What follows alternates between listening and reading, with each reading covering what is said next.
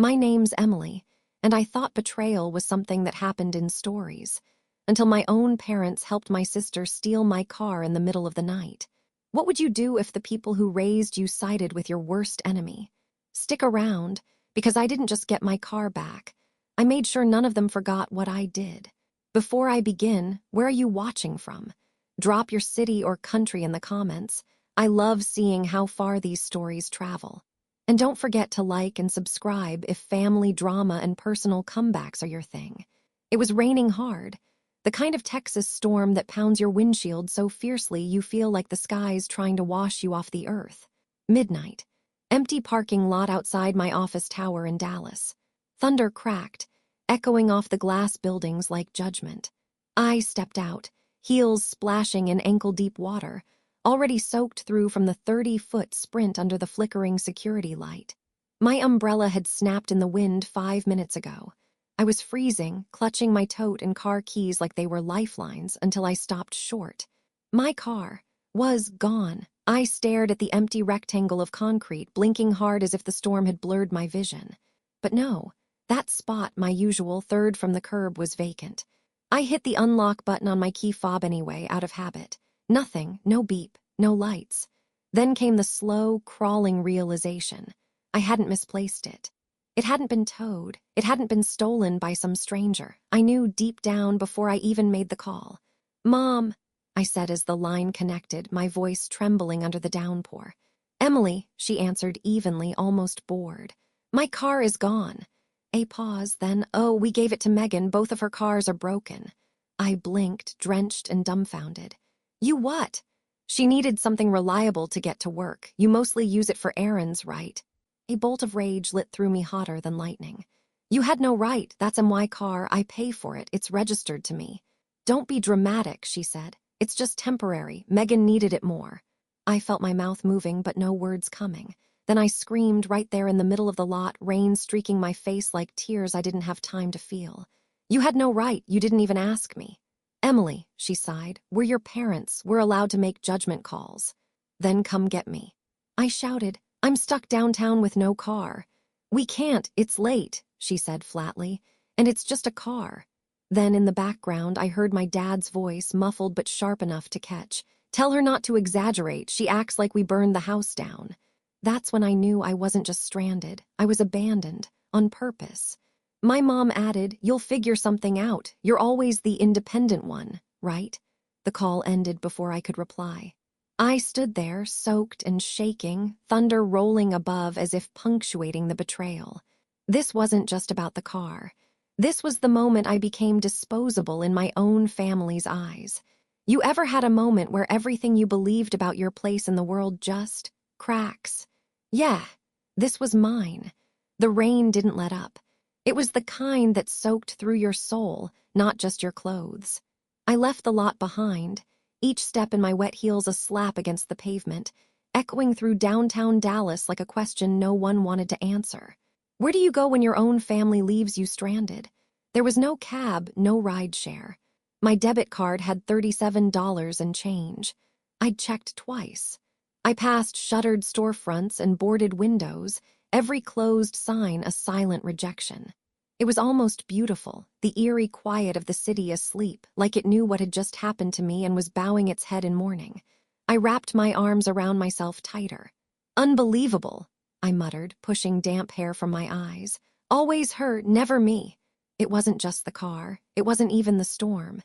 It was a history of birthday candles blown out without them there, of honor roll certificates left on the kitchen table unnoticed, violin recitals that were always too late in the evening for Mom, or Dad's "sorry, sweetie, work ran over." But somehow Megan's dental cleanings were high-stakes appointments. I remember once at 14 baking my own cake. Megan had just sprained her wrist during cheer practice and everyone was at the ER. "We'll do something special next week," they said. Next week never came. They always made time for her. Megan, the delicate one. Megan, who needed help. Megan, who meant well. Megan, who wrecked 2 cars in 1 year and got a third handed to her like it was dessert at the family table. And now mine. Mine. I stared at my reflection in a convenience store window, hair slicked to my face, blazer sagging with rain, eyes wide with hurt. If a stranger had walked by, they might have offered help. But my own parents, they had rolled up their windows and driven off. I laughed bitterly, startling myself. It was a wild, cracked sound. Maybe this was the night I snapped. Or maybe it was the night I finally woke up. A flickering gas station sign caught my eye, an old neon, open 24 HRS, blinking like it couldn't decide if it meant it. I stumbled beneath the awning and crouched, shivering, beside the propane cage. My fingers could barely grip my phone. I'd scrolled to Mom twice, then Dad, then deleted both numbers. Instead, I hit 3 digits. 911, what's your emergency? I think I'm lost, I said, voice shaking. I don't know where I am, and I don't have anyone to call. Are you in immediate danger, ma'am? No, I whispered. Just alone. They stayed with me on the line, their calm voice tethering me until the headlights finally appeared across the street. A patrol car rolled up slow, headlights catching my soaked silhouette. The door opened, and a man in uniform stepped out, mid-30s maybe, a calm face that didn't flinch at the sight of a drowned woman curled up beside a gas station trash bin. Emily Carter, he asked gently. I nodded. I'm Officer Ramirez, let's get you out of the rain. He didn't lecture or pity me, just offered his jacket and opened the door like I was someone worth saving. I slid into the seat, the warmth shocking against my skin. As the car pulled away from the curb, I looked out the window, watching the rain streak like tears across the glass. The city passed in blurry shadows. I never thought they'd go this far, I said, more to myself than to him. But he didn't ask questions, didn't pry, just drove. There was something about the silence in that cruiser. It wasn't uncomfortable. It was respectful, safe. The cruiser hummed softly as we glided through unfamiliar streets, rows of dimly lit houses flashing by like pages in a story I didn't belong to. The rain had slowed to a mist, tapping gently on the roof of the patrol car like it had calmed down just for this moment. I sat stiffly in the passenger seat, Ramirez's jacket heavy on my shoulders. It smelled faintly of clean cotton and car air freshener, and somehow that made me want to cry more than anything else. He glanced at me. You live around here. Garland, I muttered, barely audible. I was working late downtown. He nodded, not pushing, just driving. We passed a shuttered daycare, a mural of cartoon animals smiling in the dark, a flickering street lamp, a billboard advertising some injury lawyer with 2 white teeth. The world looked different from this angle, softer, or maybe it was just the numbness. You don't have to talk, Ramirez said gently, but if you want to, I'm here. I hesitated, then my family gave my car to my sister. He raised an eyebrow. Without asking, just took it, said she needed it more, and when I asked for a ride home tonight, they refused, said I was being dramatic. That doesn't sound dramatic, he said. It's not just the car, I continued. It's years of being the backup daughter, the one who makes things work so Megan doesn't have to, the dependable one. The one who plans the birthdays, buys the gifts, remembers to call on anniversaries, and they still chose her. Again. He was quiet for a long moment. Then he said, I haven't talked to my brother in 9 years. Parents stopped asking why after the 3rd. That made me glance at him. He was watching the road, hands relaxed on the wheel, but there was something under his voice, something familiar. We were close once, he continued. But when my mom passed, things changed. Suddenly I was too cold, too responsible. He got to grieve messy, I got to clean up the mess. It hit me like a mirror I hadn't expected. You should report the theft, he added quietly. They're still my parents, I said. And Megan's still my sister, I need to talk to them. I want to understand how they thought this was okay. I get that, he replied. Doesn't mean you don't deserve to protect yourself. We fell into a thoughtful silence. As we turned down another quiet road, I finally exhaled. I didn't even get angry at first, I admitted. Not really, I just kept thinking, what did I do wrong this time? Sounds like you've been trained to feel that way. That stuck with me. The car turned into a residential neighborhood with manicured lawns and matching mailboxes. My family's house wasn't far now. I just want to know when I became expendable, I murmured. When did they decide I didn't matter? Ramirez parked in front of my parents' house but didn't turn off the engine. You matter, he said, voice steady. Even if they can't see it, especially then. I nodded slowly. Tears welled up again, but they didn't fall. Not this time. I'll be okay, I said, though I wasn't sure if it was a promise or a challenge. You don't have to be tonight, he replied. But you will be. I opened the door and stepped into the next chapter of my story with no umbrella, no apologies, and no illusions left. I don't know what I expected walking up to the front door. Maybe guilt, maybe panic, maybe someone rushing out in tears, finally realizing what they'd done. What I got was a smug click of the lock turning from the inside before I could even knock. My sister Megan opened the door like she'd been waiting. She was in my hoodie, my favorite hoodie, one I'd left in the back seat of my car after yoga last week. About time, she said, twirling the car keys around her finger. My keys. Behind her, the house smelled like microwaved popcorn and citrus cleaner. The familiar scent that had once meant safety now made my stomach turn. I stepped inside slowly, soaking wet and still trembling.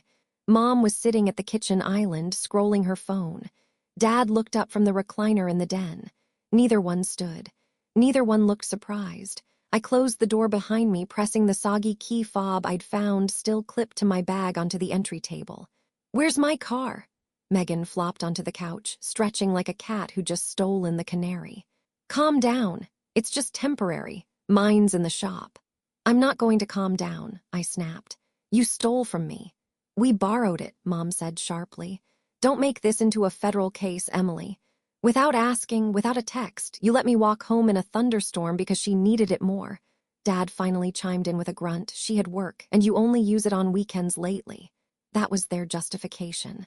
I turned to my mom, hands clenched. You really think that's okay? She sighed. Sweetheart, you've always been independent.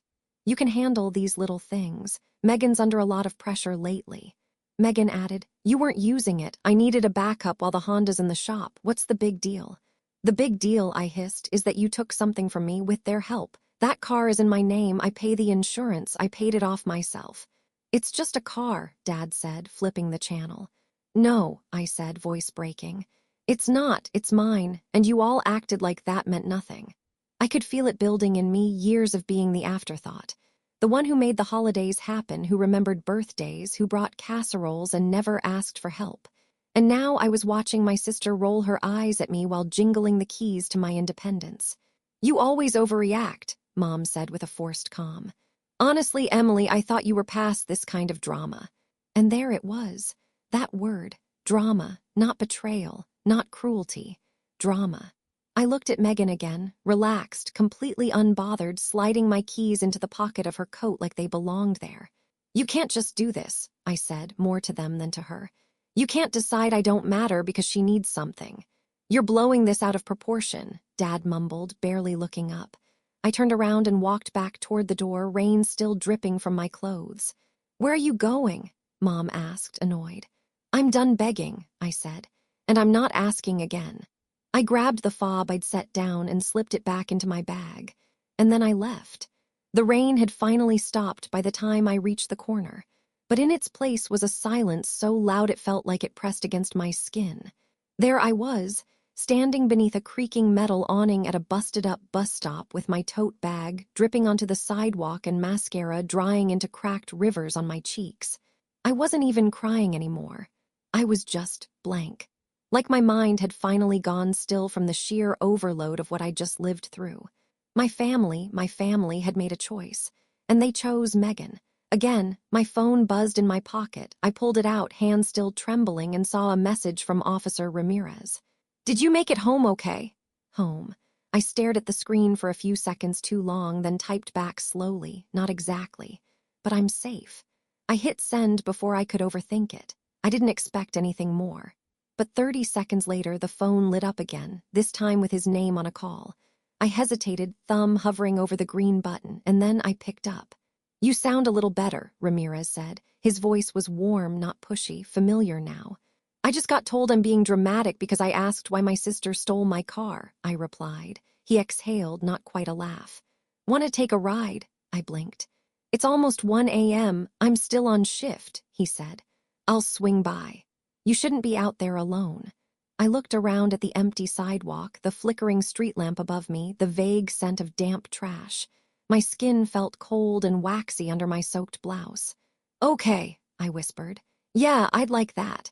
10 minutes later, the familiar black and white cruiser eased up to the curb. I opened the door before he could even step out, sliding into the passenger seat like I'd done it 100 times before. "Still raining?" he asked. "Just the damage now," I said softly. He didn't ask where I wanted to go. He just drove. We passed through neighborhoods I'd only ever seen through car windows, quiet homes with porch swings, closed flower shops, bakeries with chalkboard menus washed clean by the rain. Everything looked unreal, like it belonged in someone else's life. "I used to think I was the lucky one," I said finally. "They didn't expect much from Megan. She always needed rescuing. I thought I was the strong one." "You are strong," he replied. I smiled bitterly. "No, I'm the quiet one. There's a difference. I'm the one who doesn't fight back, who apologizes when someone else yells, who gives in because it's not worth it. And now, I don't want to be that girl anymore." We passed a park, its jungle gym glistening in the wet moonlight. I realized I hadn't taken a deep breath in hours. "My sister wrecked her second car because she was texting someone about a brunch outfit," I said suddenly. "You know what my parents did? They told her not to worry. They bought her another one a week later." Ramirez didn't answer right away, just let the silence hold space. "I was 17 when I got my first job. I saved for 2 years, paid cash for that Honda, paid my own insurance, oil changes, everything. They didn't give me a dime." "You don't owe them silence now." I looked at him. "I've been asking myself all night," I said. "What makes a person do something like that? How do you just decide your daughter doesn't deserve basic decency?" Ramirez pulled over beside an empty park bench under the yellow wash of a streetlight. The world was still and quiet again. "People treat the ones they know will stay differently than the ones they're afraid to lose," he said. "You were never the fragile one. You were the convenient one." That landed with more force than I expected. Not cruel, just true. We sat in the quiet. I noticed then how tired he looked, too. Not just work tired. The kind of tired that lives in the bones when people you love let you down. "I haven't spoken to my brother in 9 years," he said. "My mom passed, and I did all the paperwork, arrangements, bills. He showed up for the funeral. That was it." I turned to him. "You stop talking." He told people I was controlling, that I made everything about myself, all because I didn't let him throw a party after the service. I shook my head slowly. "I told him I didn't owe him forgiveness," Ramirez said quietly. He hung up, haven't heard from him since. "Do you regret it?" He looked at me for a long moment. Not the way I thought I would. I leaned my head back against the seat. "What happens if I report it?" I asked. "Well, legally, unauthorized use of a vehicle is still theft," he replied. "Even if it's family, especially if they refuse to return it when asked." "They won't," I said. "Then you have every right to press charges."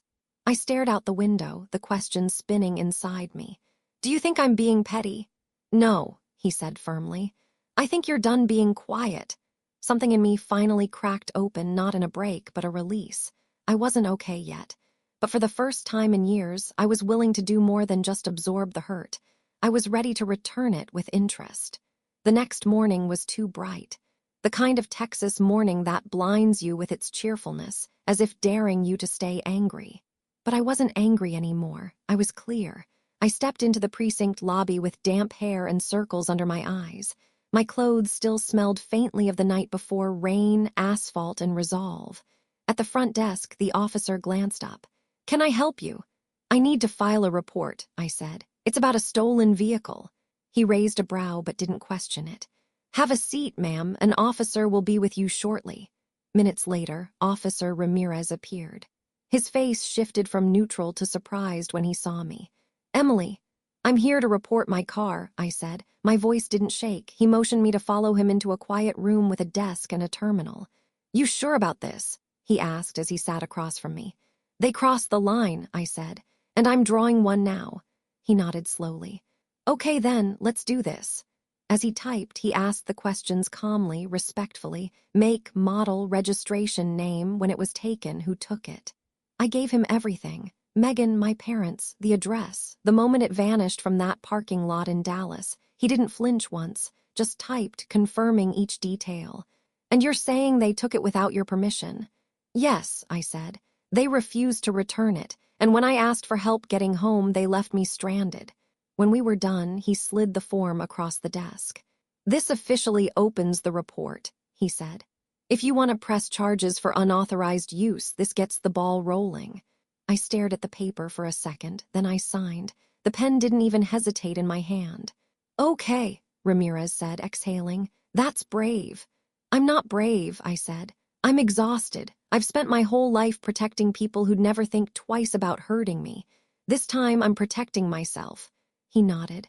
I stood up, suddenly overwhelmed by the sterile quiet of the room. As I reached the door, Ramirez called softly, "You did the right thing." I turned back. It doesn't feel good. Doing the right thing rarely does at first. Later that day, I returned to my apartment to find the usual silence. It had never felt so comforting. I didn't expect anyone to be there when I walked in. But someone was, Megan. She was sitting on my couch, keys in hand, legs crossed like she lived there. No knock, no call.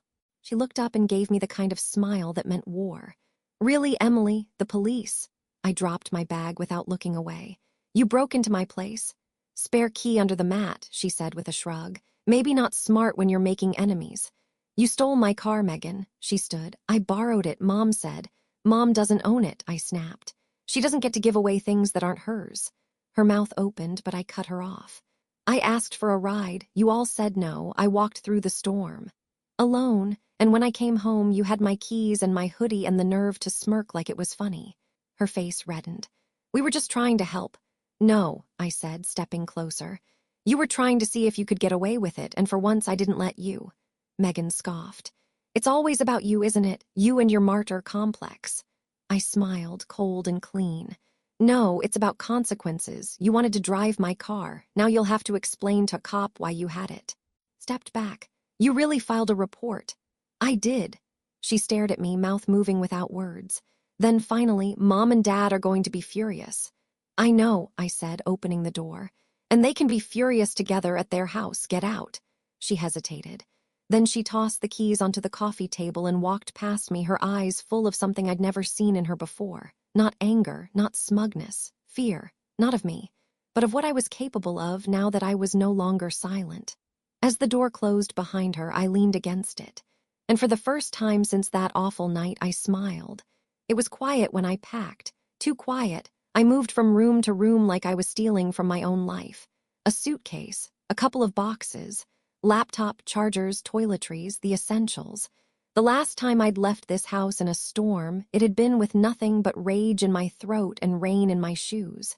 This time, it was different. This time, I was choosing to go. I stood at the door with my suitcase beside me, heart pounding like I'd just heard thunder crack outside. But this storm wasn't outside. It was coming from within.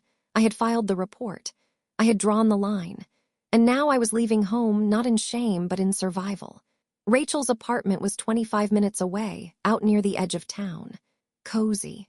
Warm. Bright in ways my childhood home never managed to be, even with the expensive light fixtures and fresh paint. She greeted me barefoot at the door with a steaming mug in her hand. Her hair was in a messy bun, glasses slipping down her nose. "Oh my God," she breathed, eyes widening as I stepped into the entryway. "You actually did it." I nodded, my hands still clinging to the suitcase handle. "Yeah." She took it from me without a word and wrapped me in a hug that actually felt like something. I hadn't realized how long it had been since I was held. "You're safe here," she murmured. I nodded again. I didn't have words for what that meant.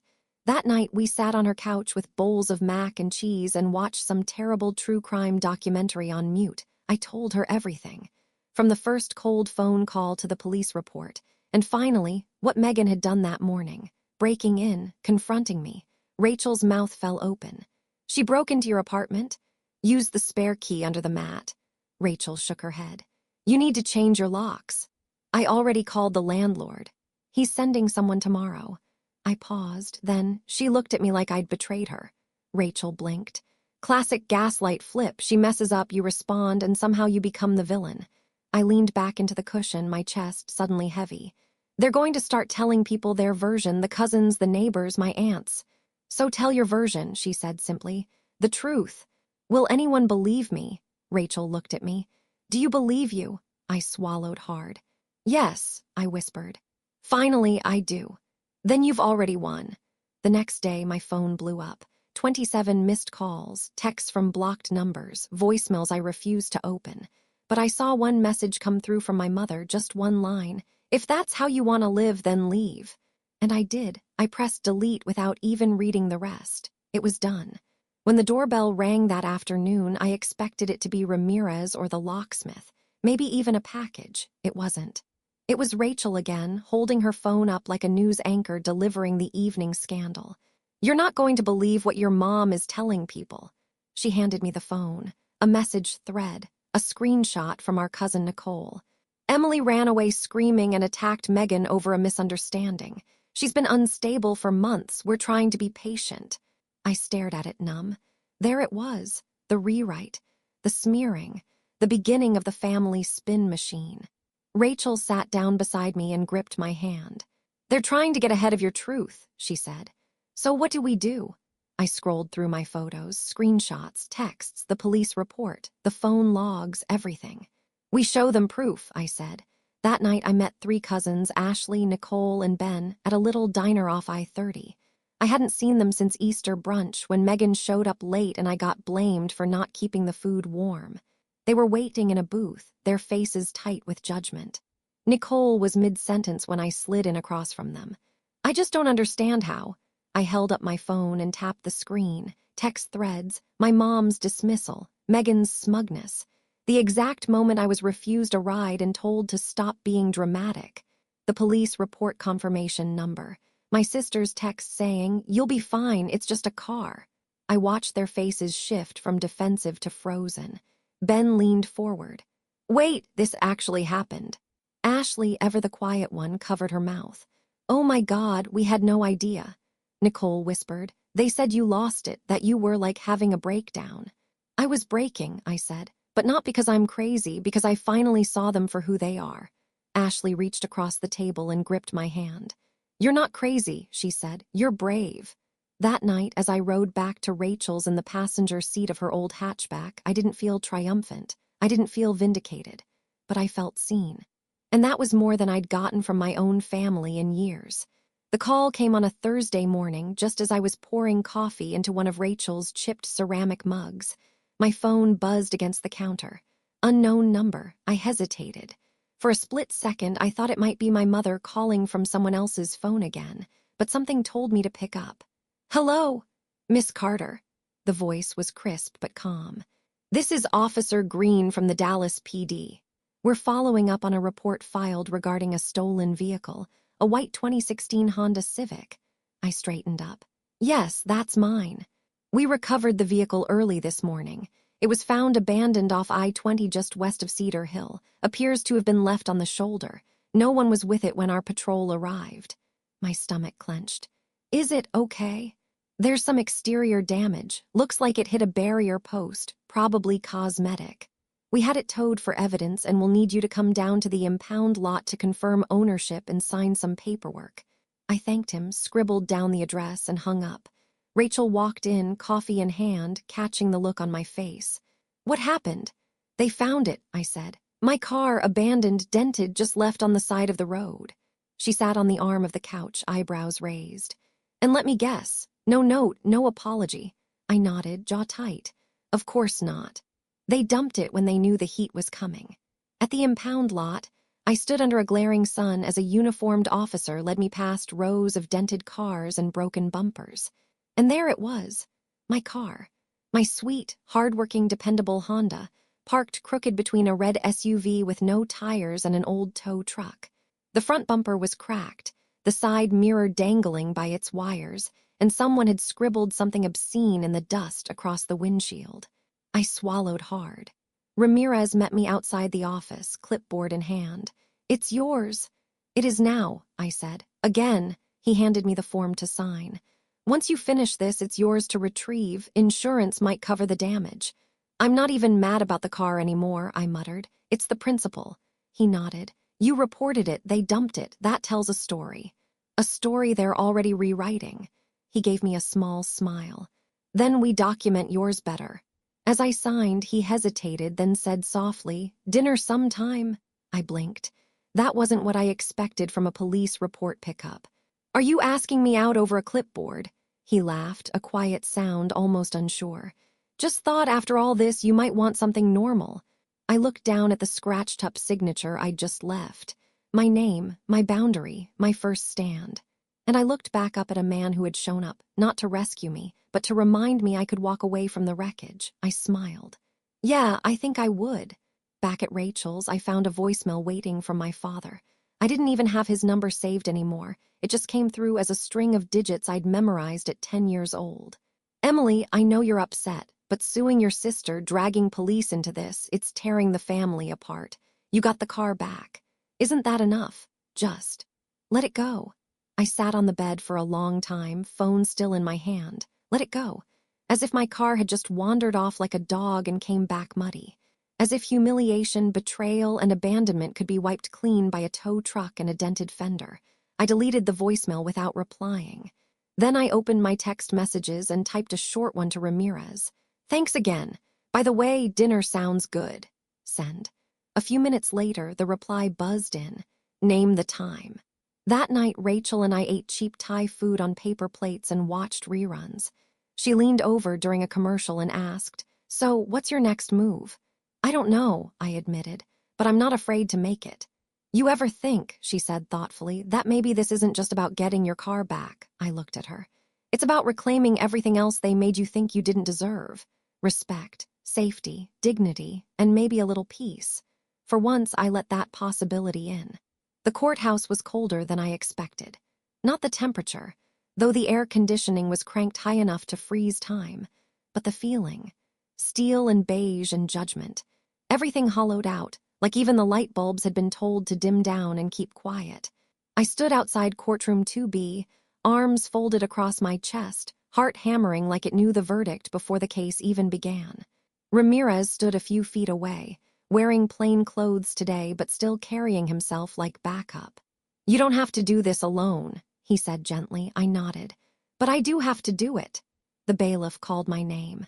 Emily Carter. I stepped forward. Courtroom pews creaked. Papers rustled.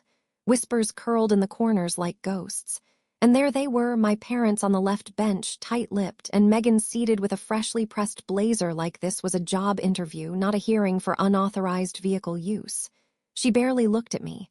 Dad did. Just once. A brief flicker of disapproval, like I'd spilled something on the family rug. Mom didn't even glance up. The judge entered, and we all rose. I couldn't breathe for the first 2 minutes. Then I caught sight of Ramirez in the back row, his quiet nod anchoring me. The prosecutor recited the basics. Miss Carter is here to pursue a charge of unauthorized use of her vehicle. Defendant Megan Carter took the vehicle without consent and without returning it, constituting illegal use under Texas statute. Megan's lawyer, a man who looked like he spent more time on country club greens than in courtrooms, stood and said, Your Honor, this was a family misunderstanding, not a crime. A misunderstanding. Like being left in the rain was miscommunication. Like theft was a misstep. My turn. The judge called me forward. I took a deep breath and stepped into the box. I'm Emily Carter, I began. And I'm not here because of a misunderstanding. I'm here because of a decision, one my family made without me. I paused, looked them in the eye, every one of them. They didn't just take my car, they took my trust. They took the ground I thought I stood on. And when I asked why, they told me I was being dramatic. They told me to let it go. My voice didn't shake, not once. My sister took something that wasn't hers. My parents helped her.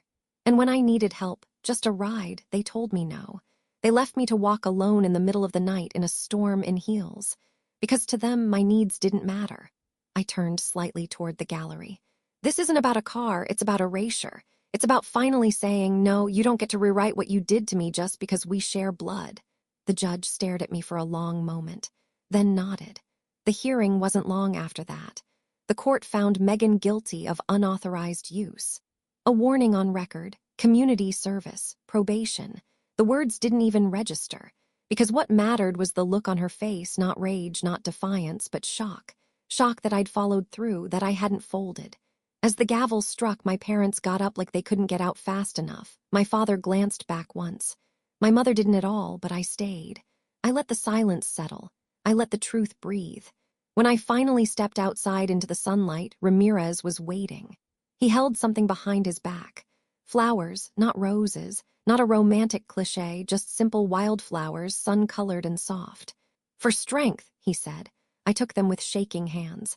He reached into his jacket and handed me another item, small, silver and shining, keys. To a place I found, he said. Rentals just outside town. Quiet, clean, yours if you want it. I looked at the keys, the flowers, the man who had stood beside me when my own family tried to tear me down. And for the first time in years, I whispered, "For once, I feel like I can breathe." We walked down the courthouse steps together, not victorious, but free. I thought it was over. I thought the courtroom was the climax, the end of the storm. Megan had been found guilty of unauthorized use. I had walked down those courthouse steps lighter than I'd felt in years. And yet, peace, it seems, is something my parents never learned how to leave alone. The envelope came on a Wednesday. No return address. No warning. Inside, a formal civil complaint.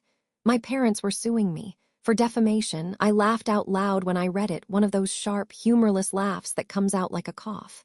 They claimed that my false accusations had caused emotional distress and damaged the family's reputation. Rachel was the first to see my reaction. She grabbed the paper from my hands and read it with wide eyes.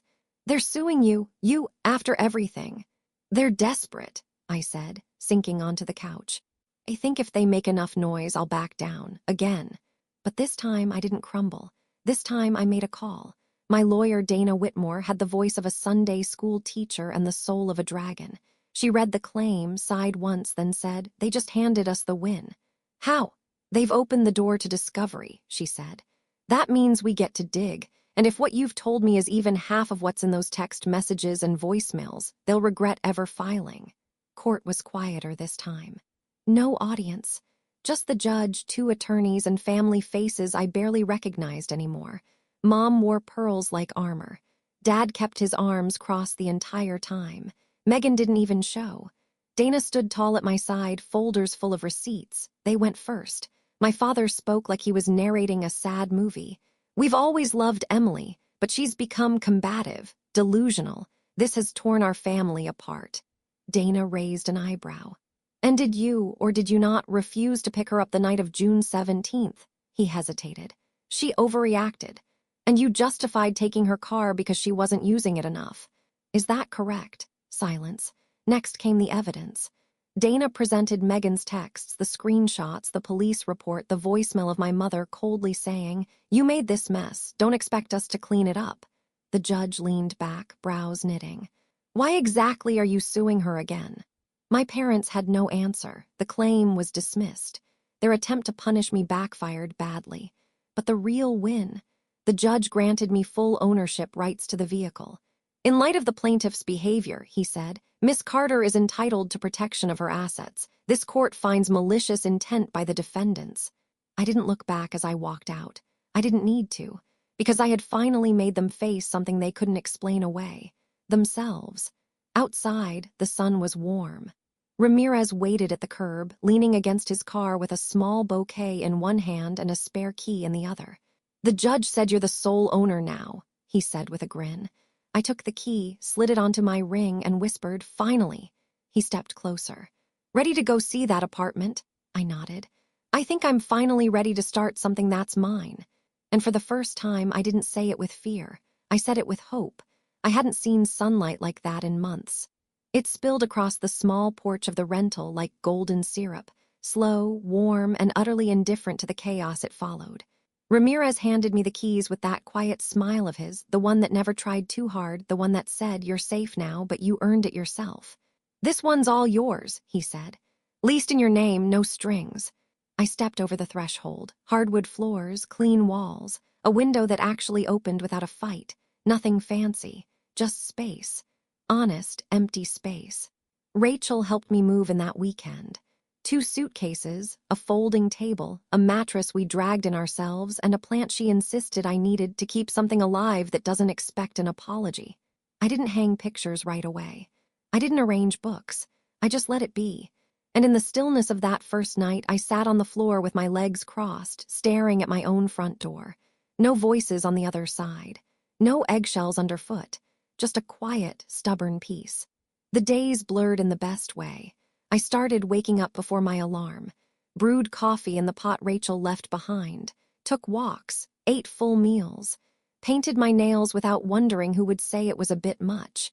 And then one evening I opened the door to find Ramirez standing there again, this time not as a cop, not as a rescuer, but as something simpler. A friend who didn't want to fix me. He held up a takeout bag. "You still like Pad See You?" I let him in. We sat on the balcony later, legs stretched out, food containers between us. Below us, my car was parked clean, dented still, but mine. Legally, emotionally, completely. Ramirez looked over at me and said, "You know, when I first saw you standing in that parking lot, soaked and yelling into your phone, I thought, this one's got fight." I laughed softly. "I didn't feel like it that night. But you did it anyway," he said. "That's the kind that lasts." Silence fell between us, but it wasn't the awkward kind. It was the kind that grows between two people who have stopped lying to themselves. I glanced at him. "Can I ask you something? Anything? Why'd you keep showing up?" He didn't answer right away. Then, "Because you didn't wait for someone else to save you. You stood up. I just didn't want you to have to do it alone." I looked away, suddenly blinking too fast. And in that moment, I realized something I hadn't let myself believe for months. The worst thing they did wasn't take the car. It was making me think I deserved it. But here I was, still here, still standing. And now, I had the keys. 6 months later, the sun poured into our living room like it belonged there. The apartment was no longer just walls and quiet floors. It was a home. There was laughter now, and music on lazy Sundays, and mismatched mugs collected from thrift stores and long walks. My car sat downstairs, scratched but strong, just like me. Ramirez moved in slowly, the way you slide into warm water. No declarations, no demands, just extra socks in the drawer one day. A toothbrush next to mine the next. And when he brought home a lemon tree for the balcony garden, he didn't even ask. Just planted it in a pot and said, "We'll grow this one together." We did. That morning, we were getting ready for Ashley's baby shower, the one cousin who believed me first. The one who said, "You're brave," before anyone else had the courage to. I picked a soft yellow dress and twisted my hair back. Ramirez leaned against the doorframe, watching me with that quiet gaze of his. "You look calm," he said. I smiled. "I am." At the party, no one mentioned the lawsuit, or the trial, or the fallout that cracked through our family tree like lightning. Instead, Ashley hugged me tight and said, "You're the reason I told my own mom to back off when she tried to guilt me last week." Others came up slowly, cousins who had once judged, now unsure, curious. Some apologized outright. Others said nothing, but their softened eyes spoke plenty. I didn't need them to grovel. I just needed them to see me. And they did. We toasted with lemonade, the baby gifts piled high, sunlight spilling in through the sheer curtains. For once, I wasn't the one cleaning up the mess. I wasn't the one fixing things to keep the peace. I was just present, not the family scapegoat, not the strong one. Just Emily, and that was enough. That night back on our balcony, I watered the little garden herbs, a few bright flowers, and our stubborn little lemon tree. It hadn't bloomed yet, but it was growing. Ramirez stepped out behind me and wrapped his arms around my waist. "Think it'll bear fruit?" he asked. "Eventually," I said. "Everything does with enough light." I leaned into him, letting the breeze carry away the weight of what was. What they did. What they never owned. I didn't need revenge. I didn't need apologies. I had justice. And my own 2 feet. And now I had peace.